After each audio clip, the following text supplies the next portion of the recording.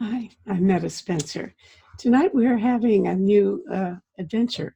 This is the global town hall, and people will call in from all parts of the world using video conferencing, and we'll have a conversation about what's going on in the world now, what's on people's minds. So there's no agenda, it's just whatever is concerning us these days. And January 2020 is a time when we are concerned with a number of things, notably right now, what's going on in Russia in terms of the changes in the Constitution.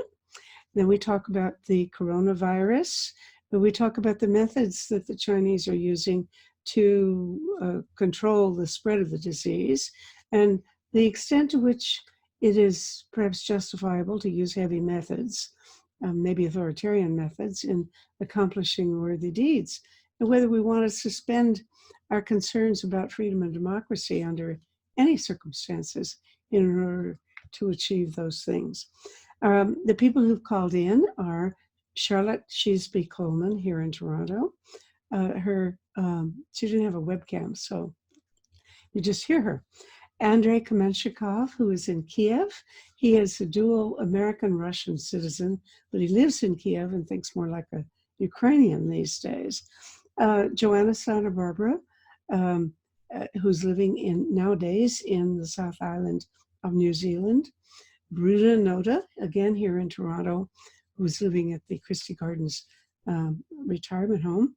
And Adam Wynne, who's one of my assistants, but there was too much static on the line, so he couldn't really join in the conversation without making too much noise.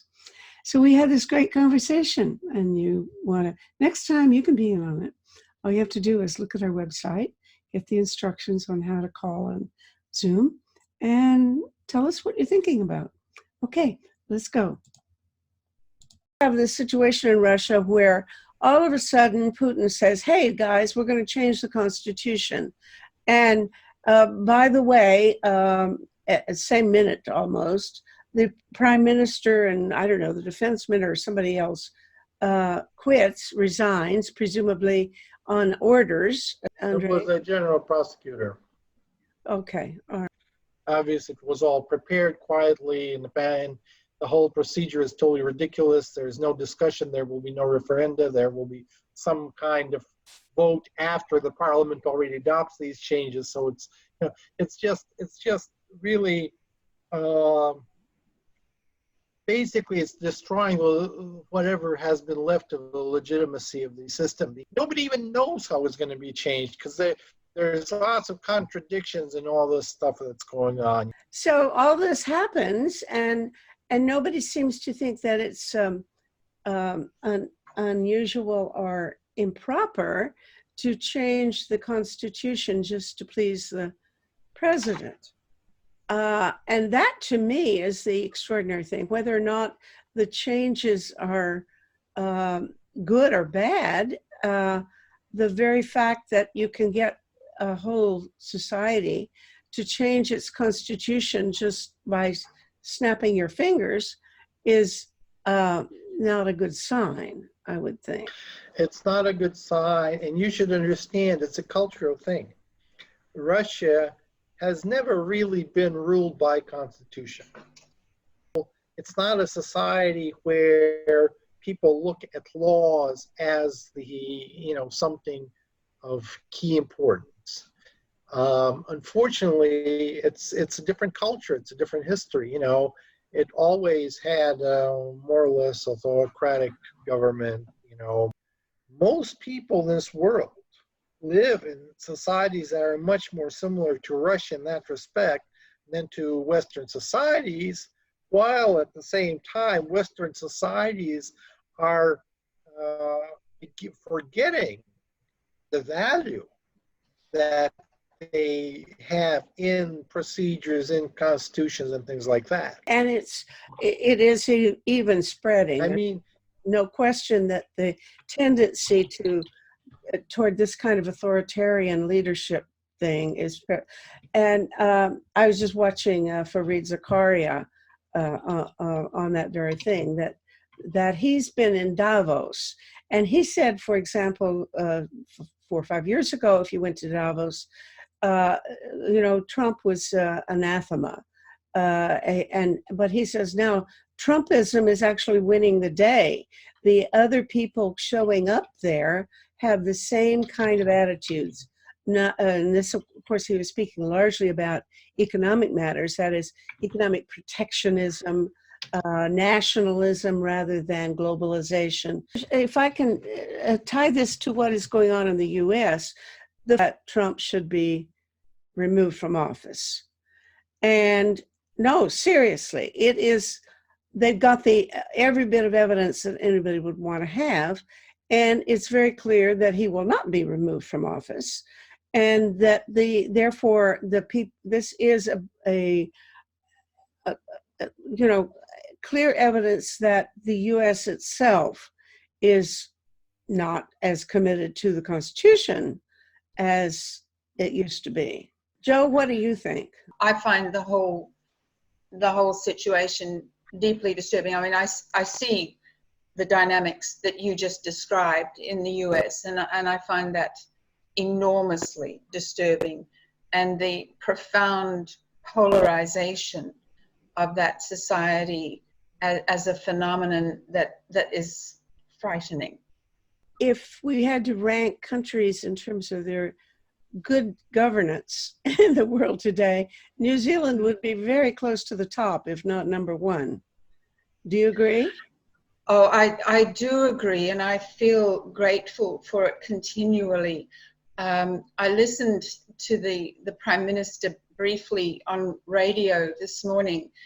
We have an election coming up at the end of the year, and the reporter, the journalist was challenging her on election tactics, and she insists strongly that her party will not be campaigning with personal attacks, that she wants the campaign to run on issues, substance, that Facebook, there's been a new piece of legislation that Facebook political ads have to be attributable.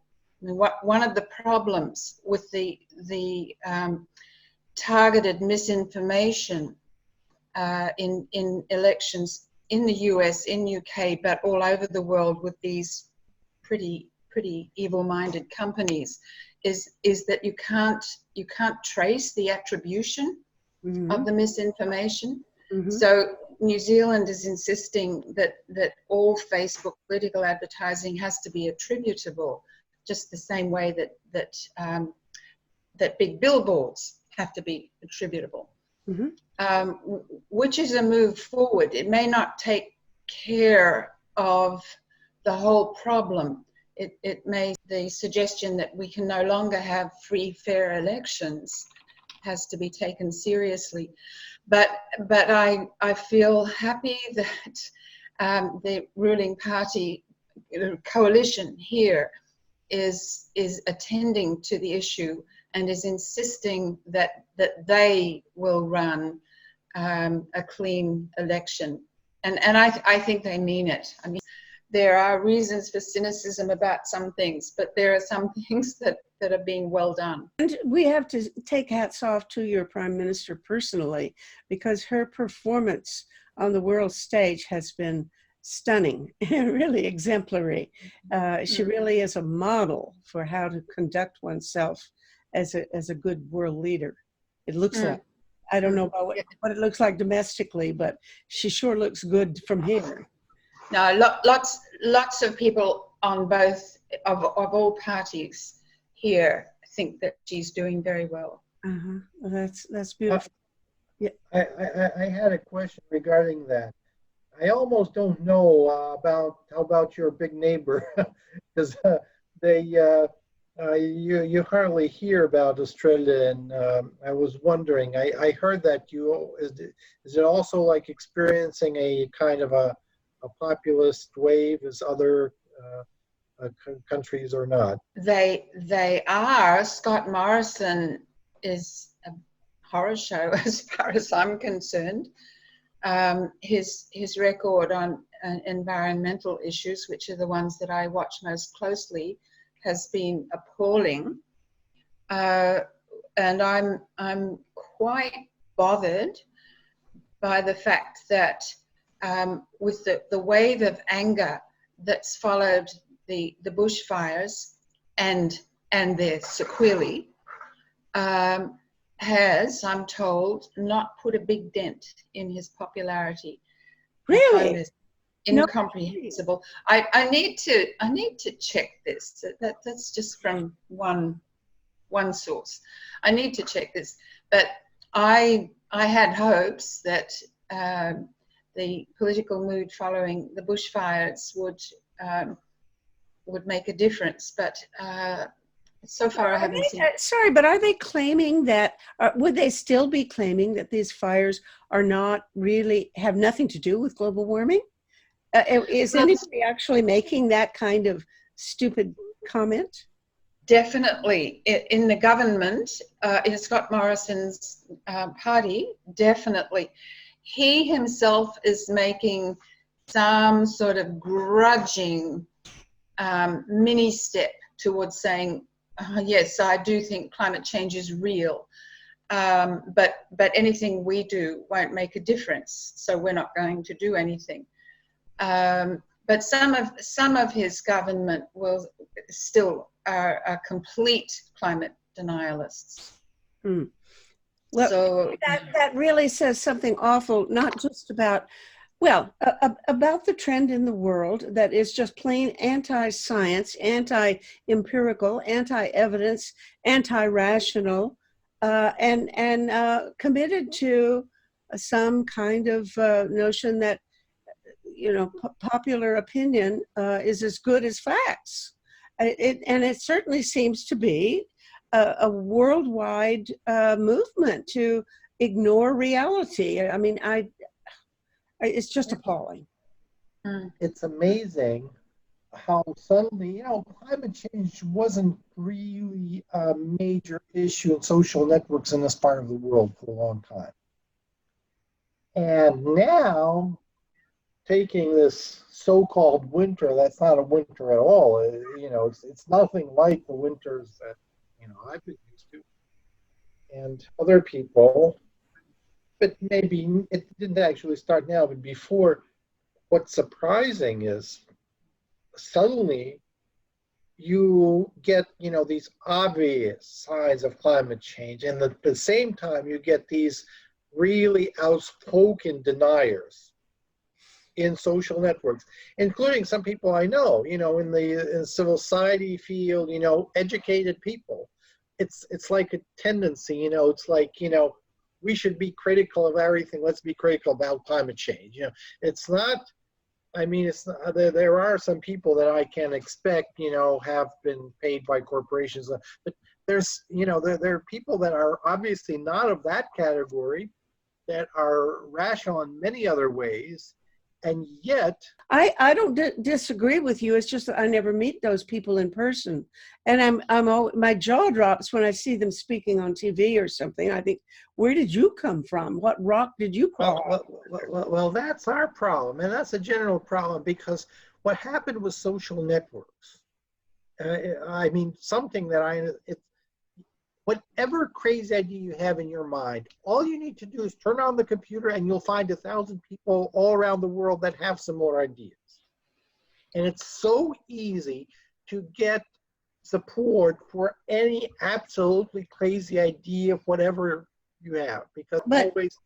Andre, the thing is, the people that I encounter on social networks are only people like myself, or like you, or Joe, and that's what I'm thinking about. So we speak to people like ourselves. That's right. I'm in a bubble, and probably we're all in bubbles, and therefore we just, it's an echo chamber. And I every now and then I sort of try to discipline myself to listen to somebody on the other side. There are many other sides, but it doesn't really, I don't, you know, the first minute I get frustrated, I turn it off, you know, I just nuts to Well, that's human psychology. But the problem is, you know, then we become part of the problem, because we we are also in our own bubble, and you know,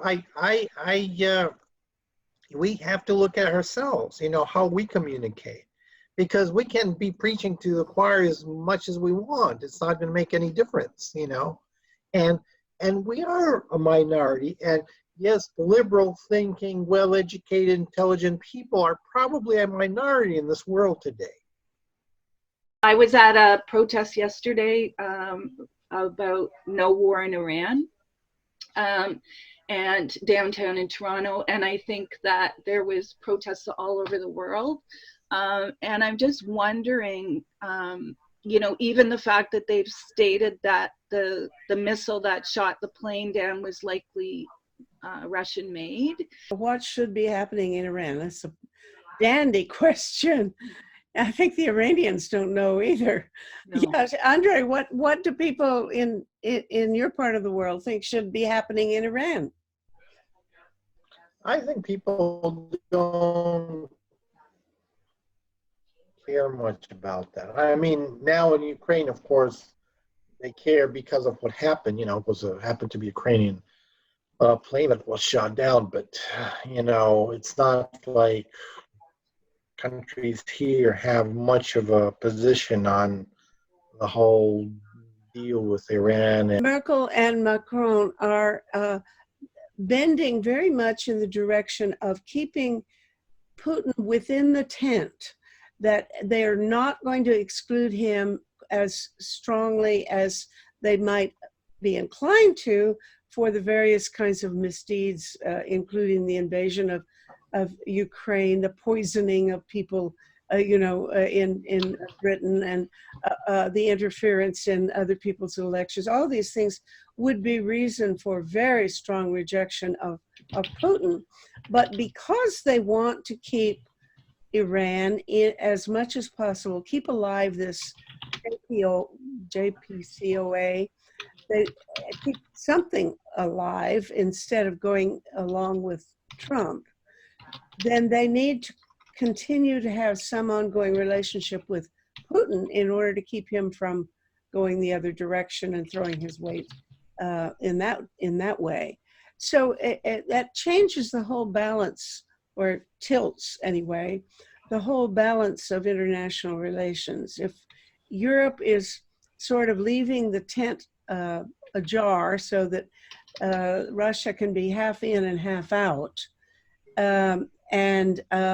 just because they don't want him to go and favor China and form a stronger relationship with China, and make it impossible to continue some kind of relationship with Iran.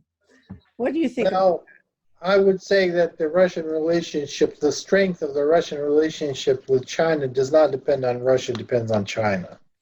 So, you know, it's a very uneven relationship, actually. But do you think Putin would leap into the arms of Xi if Xi were welcoming him? Well, and even if Russia's official figures on exports are 3 times less than Chinese official figures on imports, you know, this shows that, you know, the Russian governance system, it's not even able to report adequate what's going on. Mm-hmm. Yeah. That's why I'm saying, you know, the Russia-Chinese relationship doesn't depend on Russia much. It depends on China. You spoke to Ron St. John or St. John this morning, Metta, about the coronavirus, and I did think Charlotte would want to hear that before departing this group. So yeah, it's a good point. We do want to bring it up sometime. Ron St. John is a physician, a retired epidemiologist. He was in charge.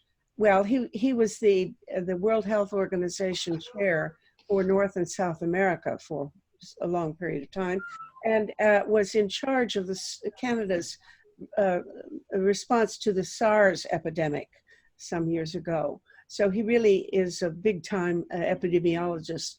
And I spoke to him a week or two ago where he said, oh, looks like we dodged the bullet. he said, it looks like this coronavirus is not going to be transmissible between people, and therefore the spread should be much more controllable. But now we have a meeting tonight that he was going to be involved with, but he sent me an email saying that he won't participate because he's busy monitoring the spread of the coronavirus. And he said, I spoke too soon about this, how we dodged the bullet, because he said now it looks like it does spread between people, which means it may turn out to be the big one. Of course, epidemiologists are worried all the time about when we're going to have the next Spanish flu or something catastrophic, and this could be the one. What are people saying in other in the press or in public discourse wherever you live? Joe, in New Zealand, there are no direct flights from Wuhan to New Zealand, but there are public health officials at the international airports. There isn't routine screening of passengers at this point. There also isn't a high public level of demand. I compare that with the recent weeks of Australian bushfires, where every conversation with anyone would make some reference to the bushfires. I haven't had it enter any conversation with ordinary folk concerned about coronavirus. So there's there have been no cases in New Zealand. Mm-hmm. I think today they said that there's been one case confirmed in Canada. Really? Somebody who arrived on a plane from China, and they're now contacting other passengers on that flight. Just to throw this out before I leave, one of the most shocking things to me, though, and maybe this is necessary, I don't know, but the most shocking thing to me is that 35 million people have been essentially cut off from the rest of the world, with no flights, with no trucks coming in and out, with no traffic going in and out.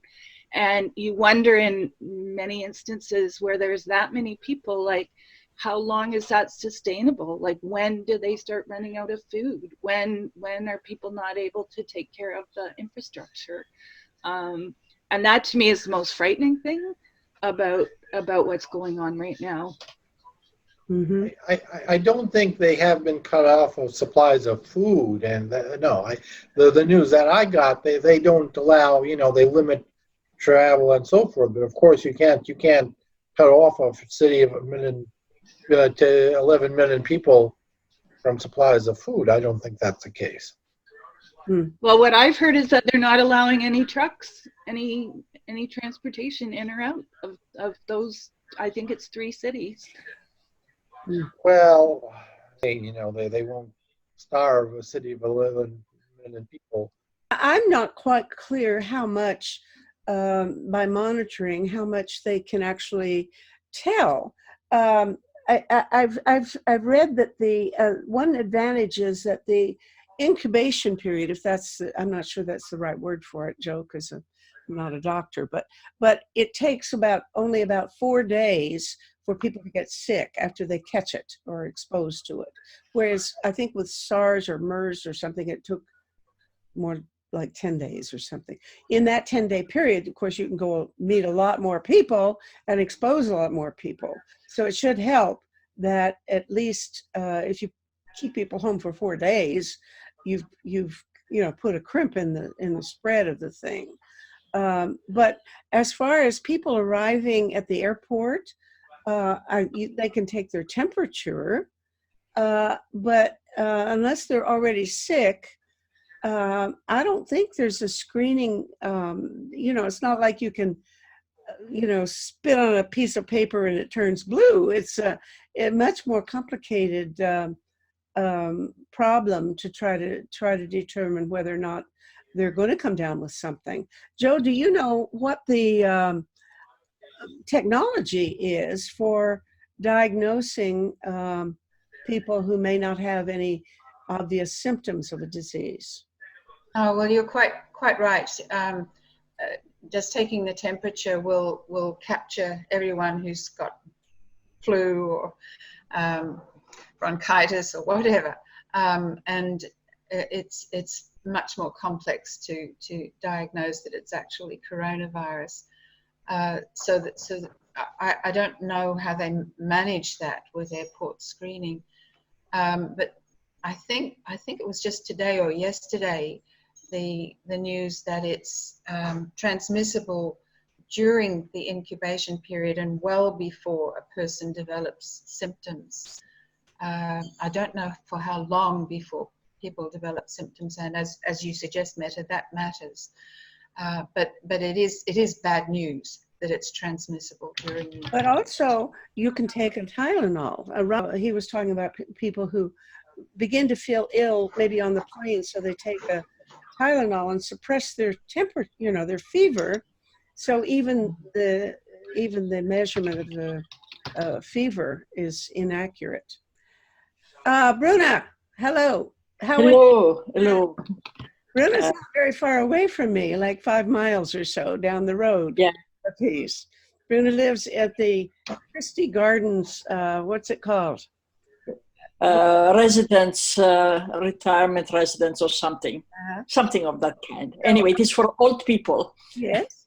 And I had them invite me to lunch because I wanted to see my old friends, and I said I couldn't invite them to lunch, so I asked them to invite me, and sure enough, they did. So I had a lovely lunch, and it's Bruna was in charge of was my hostess. So thank you. So anyway, how are things in Christie Gardens these days? They are very well, and actually, the interesting that they have, in the 8 years I've been here, they haven't had one single lockdown, because their prevention and cleanliness and that kind of thing seems to be quite sufficient to keep everything under bounds. So we are about 400 people, and people are sick and they die, and all of those kind of things that happen in in great number in a retirement home, but it's well managed. I understand that the thing they were seeing in China at first was that the only people who died of it were old people, and I guess that's I don't know whether I'm happy about that or not, being an old person and therefore more likely to kick off if I catch it. But at any rate, then they found that there's one 35-year-old man who had been healthy and who died of it anyway. So it looks like the notion that it's only going to pick off the people who are already weakened by age or other infirmities, that's not necessarily the case. I think the famous, I don't know how true this is, but one of the famous things about the Spanish flu was that it actually killed people that were that were not considered weak or so. So it actually killed many people that seemed to be fit and strong and in their middle age. And Joe, do you know? Well, I've only read the histories that other people have read, but yes, that's my understanding too. That healthy young people died of it in great numbers. You describe this conversation as a conversation of strategists, and it does have to do with strategy. One of the groups that I work with in New Zealand is called Our Climate Declaration, and it's Climate Declaration. Okay. And it's a nationwide group, so we meet by Zoom, and every few years we decide to go to a major direct nonviolent action somewhere and have another face-to-face meeting. And it includes these clauses. End the unsustainable drive for endless economic growth and consumerism, which drives inequality and resource depletion. And another clause further down is reduce consumption of transport, energy, and materials by sharing resources, growing local food, eating less meat and dairy, and creating resilient local economies. And also another clause refers to a waste-free circular economy that creates well-being for all citizens and respects nature's limits. So you will catch on to that theme produced by this group about action on climate. Lots of things that one reads about global action on climate change include calls for economic transformation. Greta has referred to it at Davos, and you sometimes hear bankers or investment bankers referring to the need for economic transformation. I understand that even Prince Charles lately has said, we have to have economic changes. I haven't read exactly what he's recommending, but I was rather surprised. Go on. One might be indeed hearing it from such sources. And I don't think he or most of the other places one hears this suggestion elaborate on what they mean. And people nod and think, yes, that sounds good. We have a lot of inequality, and that's bad for society, and consume too much, and that's not good.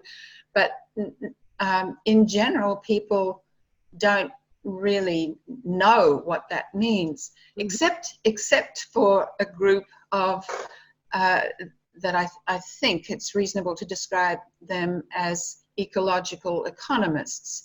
That is regarded now as a discipline within economics, very rarely taught. It is taught in a few places.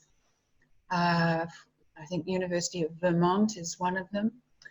And there are textbooks on the topic. And the ecological economists do know what they mean by an economy that respects planetary boundaries and includes the idea of fair distribution of the limited resources that you can deal with if you keep within planetary boundaries without overshoot. And you have efficient allocation of resources to different parts of the economy. Ecological economists know what that means, and they can model what that looks like in economies. Peter Victor, who is professor of economics at York University, has written what I think is a really complete, kind of well-rounded book. The title is Managing Without Growth, Slower by Design, Not Disaster. And at the end of the book, he has at least one chapter, probably more, with very concrete practical example of what that means. And he's actually going to come and talk to us here at Christie Gardens in a couple of weeks or so. Bruna, Peter Victor is an excellent example of having modeled those dimensions of an economy for Canada. And your upcoming talk is a great example of getting that meme out there. So thank you very much for those comments. That's the task that we're setting ourselves for 2020, getting that meme out there. Okay, so these are some of the notes that I have taken as I read the book. about remedying poverty, changing reliance on non-environmental supplies, changing the scale of the economy and having it much more capillary, less universal, and things of that kind. There is broad recognition, I think, that GDP is a very poor measure of the purpose of an economy. The purpose of an economy is much better conceived of as a way of providing well-being for citizens, rather than the purpose of an economy is to grow as much as possible, which is what, of course, GDP measures. And let me add there that the New Zealand government has just done that. We now measure our economy. People do still measure GDP, and there's the same kind of general dedication to growth as there is everywhere else. Nevertheless, our Treasury has come up with well-being standards to measure the well-being delivered by our economy. And there are 4 well-beings, and this is very much derived from ecological economics. The 4 well-beings, not just financial, not just income per capita or whatever. So financial well-being is one of them, but there's environmental standards, or environmental capital. There's social capital, that is how well does this society function in terms of relationships, organizations, trust, etc.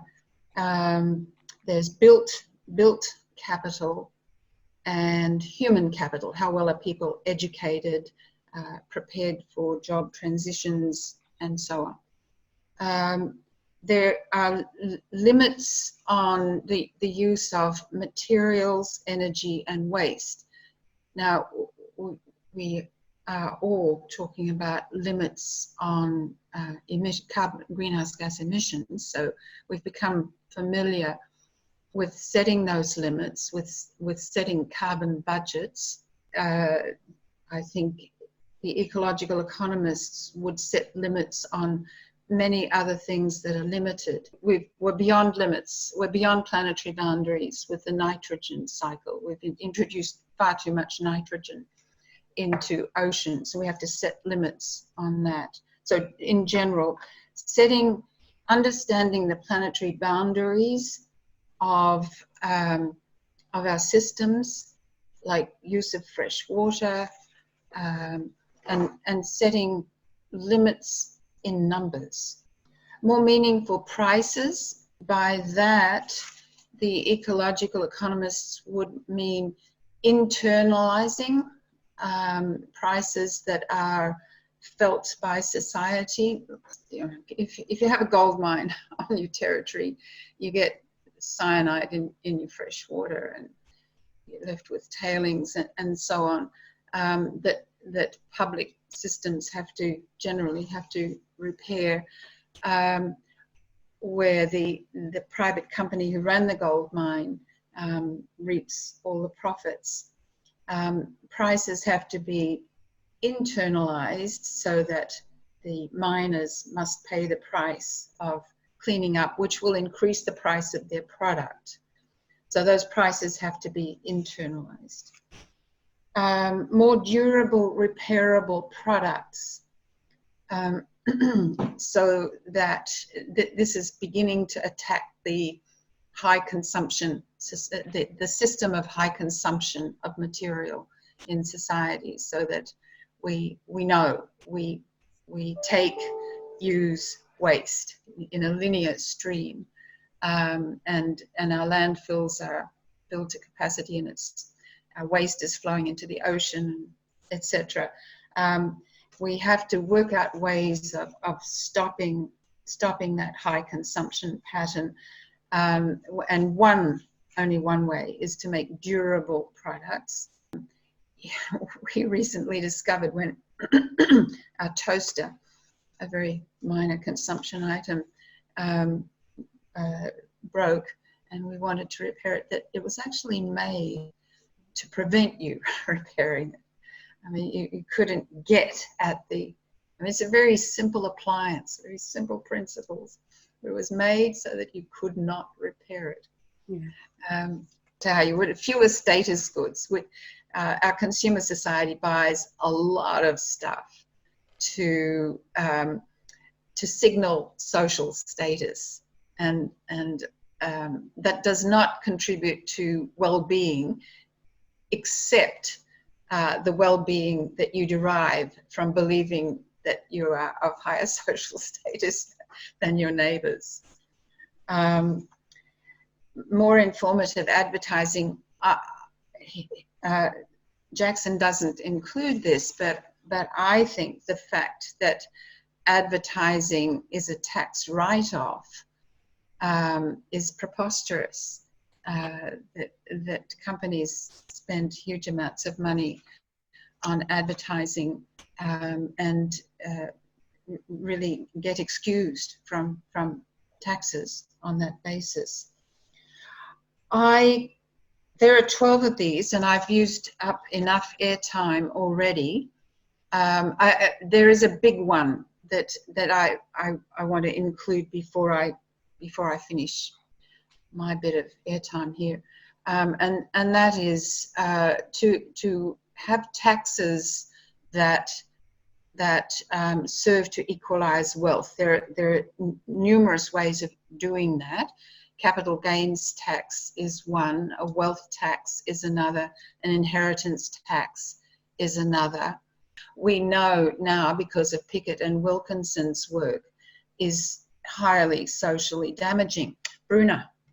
Well, in Peter Victor's suggestion is favoring, modifying the tax system, favoring investment in people versus in assets, in attention or ability to care for children and seniors in a humane and inexpensive way.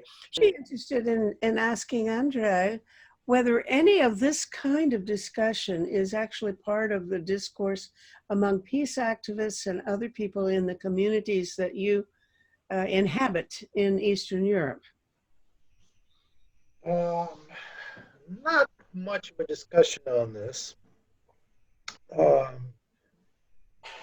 People are more focused on their, I hear what has been said, and I see the logic of it, but I also have some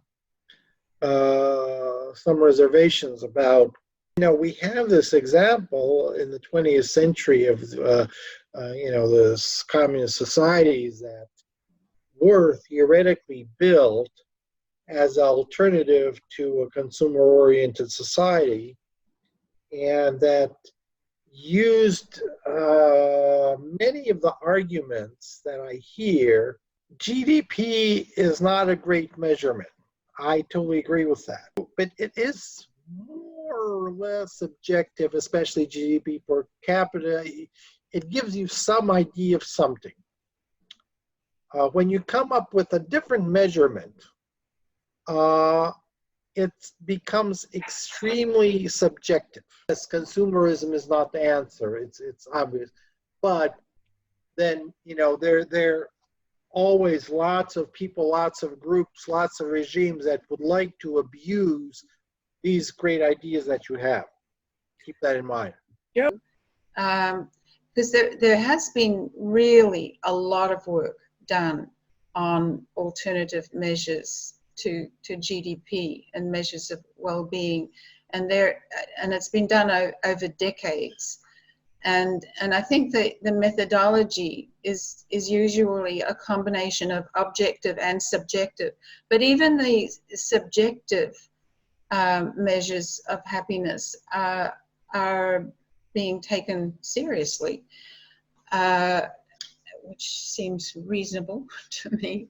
But objective measures like infant mortality, life expectancy, literacy, educational achievement, measures of gender equality, these are really pretty decent measures of population well-being. The ecological economists are all pretty wedded to not only robust democracy in governance, but improved democracy in governance, and a more equal population is likely to be a more successful democracy than a highly unequal population. The problem is great ideas have in them great dangers. Again, look at the history of the part of the world where I am. It was for many decades. You had the society that was generally built around some very, very amazingly nice ideas. And Soviet Union, you mean? Yeah, I mean the Soviet Union, the whole communist system. Communism is a great idea. Heaven on earth. Equality and all. If you read the books, it's heaven on earth. It's as close as you can possibly get to it. And then we have reality, and it's not, it's not a deviation. It's not that it's when you take human nature and you take a great idea. People. Here's the thing: every society has criminals, has thugs, have people that create, do terrible things to other members of a society. However, usually these people are the criminals and thugs and so forth. What happens when you have a great idea is that it's very easy, or at least it can happen, that good people, honest people, start committing terrible crimes and atrocities, believing that they're serving a general good. That's something that it's always important to keep in mind. Well, yeah, but what are the implications of what you've just said? I mean, if you really want to give a lot of weight to that prediction that that's going to happen. No, I'm not saying that's going to happen. I say just keep this in mind. And you can write all kinds of nice things, but different. This world is much more complicated than you think. And if you grew up in this liberal society and got good education in a European university, and you weren't really exposed to these realities on ground, you can keep making these beautiful documents and these beautiful policies all the time, and they don't work. I feel this disconnect. And as we spoke in the beginning of our discussion, I feel this, we're all in bubbles. We need to learn ourselves. We can't just, we can speak to each other and explain how good we are, but we're just going to be in this little bubble, and we're just going to look around and what's happening with this world. We need to start crossing these bubbles. We need to start speaking to people with other points of view. Okay. And yeah, sorry, I got a little bit off maybe the point. You got. I mean, you're the great proponent of caution, and Joe, you have the floor. It is huge and daunting, and indeed you might characterize it as a great idea. But was neoliberal capitalism a great idea? I mean, yeah, we're living with it, and it has big problems attached to it.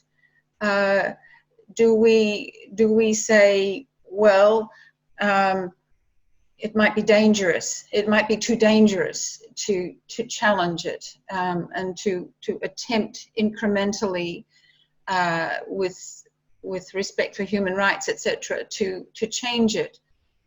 So let's live with it until we run out of, until the temperature that we've reached of 3 degrees or 4 degrees above what we might expect means that our Earth is uninhabitable. I do literally see that as the alternative. I think that, I mean, we haven't succeeded yet in lowering greenhouse gas. There's reason to think that we won't unless we can shift our dedication to growth in GDP as what our economy is about. I don't think we'll do it. And therefore, I think we have to look at alternatives. At times, we are so prudent, so guarded about the need for real change. And the way we are going, as Joanna is saying, the likelihood of us being able to keep the temperatures below the dangerous point look less and less likely day by day. And something has to be done. At the same time, we do have solid information. Like, I think Kate Pickett and Richard Wilkinson's The Spirit Level book, their research on how equal society, how societies that have less income inequality have a much more peaceful and less expensive and longer lifestyles and so on. You know what? We are facing Andre, who has lived through the most extreme experiment in achieving equality that human beings have ever attempted, I would say. And I would think that his conclusion is that it was a rash thing to do. And in fact, although indeed the Soviet Union was vastly more equal, egalitarian than any capitalist society, I would not say that it was a more democratic regime than we have experienced. Am I being fair, Andre?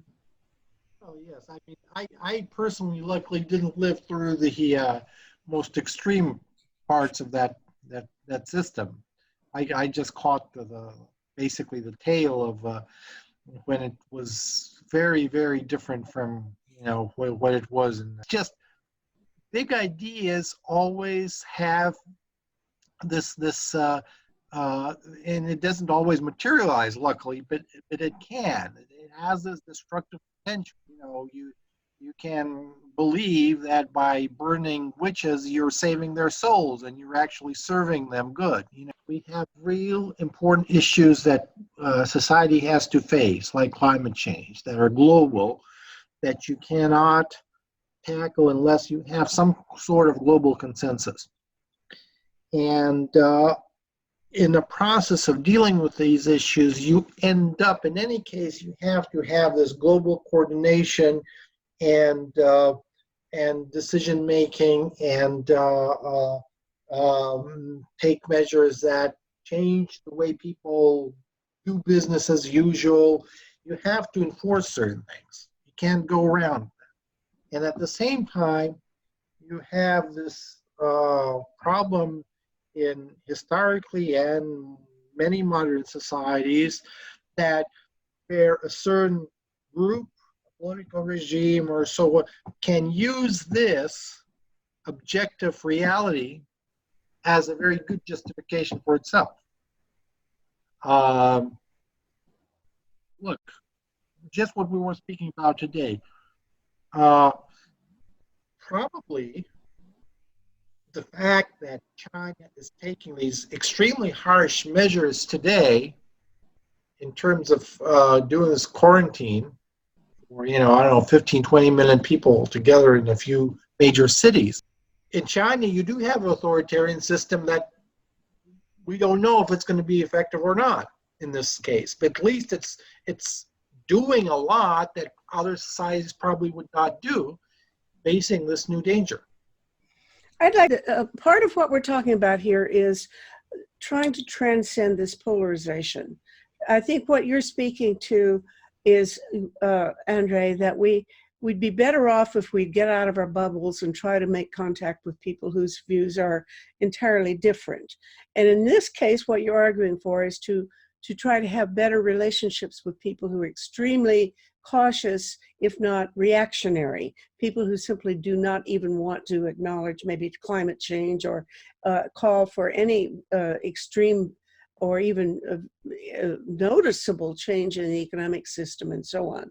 So look, I think that there's a value in that, and I'm concerned about the fact that the way I see it, the current upsurge of bigotry and reactionary politics, populism around the world, which favors strong leaders, authoritarian systems, and so on, that is a reflection of the fact that a whole section of society has felt humiliated by being looked down upon by what they call the elites.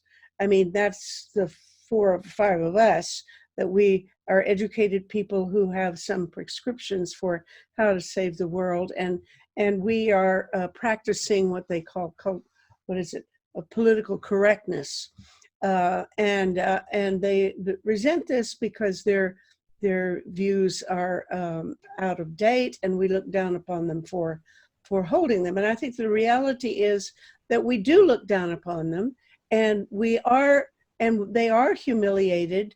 They do feel excluded and not given the proper their rightful place in society. They're shunned. They're looked down upon, and this is a source of extreme resentment that I think is the cause, the basic underlying cause. It's not economic. It's really about honor and dignity and prestige and ranking and so on, where people feel that their position in society has deteriorated and is not being accepted as much as it should be. So I'm concerned about how to rebuild a position for people like that in society. And yet I know that it really comes from the fact that that we look down on them because their values and their knowledge and their commitments are really bass-ackward. I mean, wanting to keep guns, opposing even birth control, opposing gay rights and marriage and those things, opposing immigration. We're trying to get things to go back to the old ways, making America great again, making Russia great again, etc. And we do look down on that. And I frankly have no idea how to respect those people, but it is respect that they want. And that, I think, is the real dilemma. On the other hand, there are objective, undeniably crucial reasons for saying that we must have various kinds of extreme social changes, because the reality of global warming itself, if not also the threat of nuclear war, because now the doomsday clock has moved up to something like 10 seconds from the end of the world. I mean, all of these factors are very empirically, observably objective reasons why extraordinary social changes must take place very quickly just to keep us alive. And that is separate from the question of how do you do this in such a way as not to be offensive and seem arrogant to the people who have been brought up to object to it and to fear changes and to oppose changes. I don't know how to combine those two things. I frankly think that trying to avoid humiliating the people who might frankly do look down upon is a very difficult challenge. And I've been trying to think of ways of doing it gracefully or, politely. But I think that we really honestly have to make extreme social changes. I've been just during the night was reading more material on the looming threat of explosive methane emissions in the Arctic, which is not, I mean, even the IPCC is not aware of or is not treating seriously. They're aware of it. I mean, but they don't have enough data to, as I understand, they simply don't have enough data to. The evidence now, recently in the last few months, has been a mounting amount of evidence indicating that there's a much greater risk than anybody realized of explosive emissions of methane in the Arctic, that especially from the East Siberian Ocean shelf. I would be very cautious about any kind of predictions that go that far. But I'm saying we can't go on ignoring that prospect, and seriously, there are honest people who this Natalia Shatovra or something, or Russian expert would be one of those. And certainly there's enough evidence to say we cannot just go on even the slow pace that the Paris Agreement committed the world to, and which we're not fulfilling. It is true that whenever we do that, there are going to be people saying, oh, slow down, you're going to have a bloodbath of a revolution or agree with most of the comments that you just made, and I shall need to go, but I wanted to thank Andre for your comments, because they seem to me to be important responses to this idea. I think the ideas that I'm presenting, clumsily, no doubt, are extremely important, and I want to keep going in this direction, but it's very important to me to understand how you receive those ideas and how experience with the communist system creates a pretty infertile field to deal with these ideas. I very much doubt that you would be of the opinion that we should continue with business as usual. I'm saying just keep in mind of this other side of reality, and again, taking the current epidemic. Here's an authoritarian government that's using this in order to deal with a potential global threat.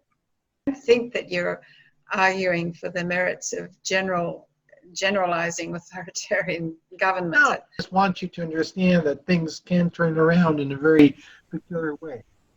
Look at this reality. Yeah, you're not alone in this regard, Andre, because this morning, I think it was on, again, I was watching Farouz Zakaria, and he, one of the persons on his panel made a similar comment. It's a good argument for having a strong authoritarian government because they can intervene when they need to, and this is one of the times when a heavy hand and strong measures are going to be required. So I think it's probably true. I don't know. What do you think, Joe and Bruna? Yeah, Bruna.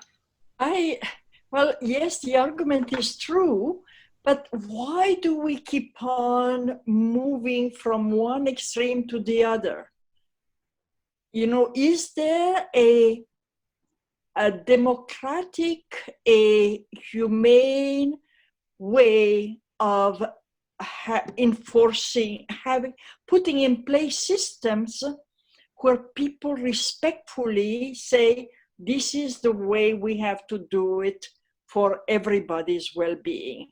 I would like for us to certainly get out of our bubble and listen to the others, but keep the balance, keep hearing the various levels and say, okay, maybe it is not as swift, it is not as direct, but if we go this way, we can include more of the others. Or in some ways, it's interesting to me that the conversation has taken this turn, because I myself made no suggestion of authoritarian measures in this idea of economic transformation, and I would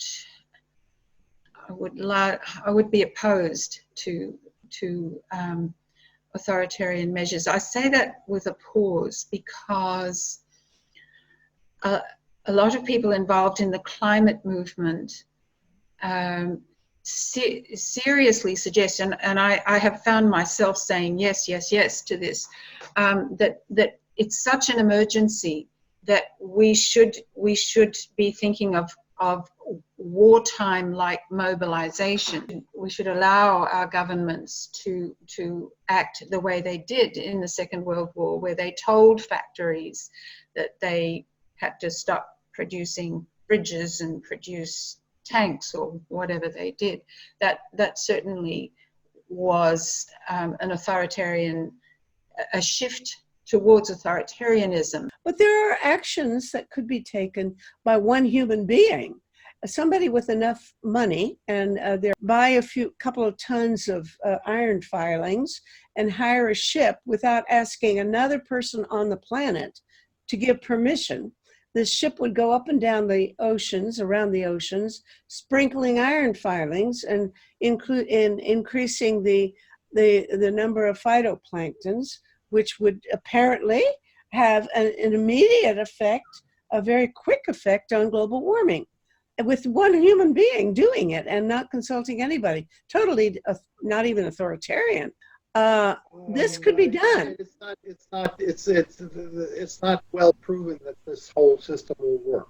Well, I'm not. There's not enough scientific evidence that it will actually get enough carbon out, that carbon will stay in the ocean. Well, it might work, but it hasn't been proven yet. So Absolutely. If you believe in democracy, the first thing you're going to say is you want to get some scientists together to talk about it and figure out exactly what might go wrong. Indeed. But so here's the thing. Suppose this could be done and we could actually save the world. Should we do it? Or should we wait and have a good conversation about it over the next Zoom meeting a month from today? I think I do need to go. And so do I. So it's pretty late here. Thank you all. It's been fun. Thank you. And Thank you. Bye. Okay. Bye-bye. This conversation is one of the weekly series Talk About Saving the World, produced by Peace Magazine and Project Save the World. Please visit our website at tosavetheworld.ca, where you can sign the Platform for Survival, a list of 25 public policy proposals that, if enacted, would greatly reduce the risk of 6 global threats to humankind.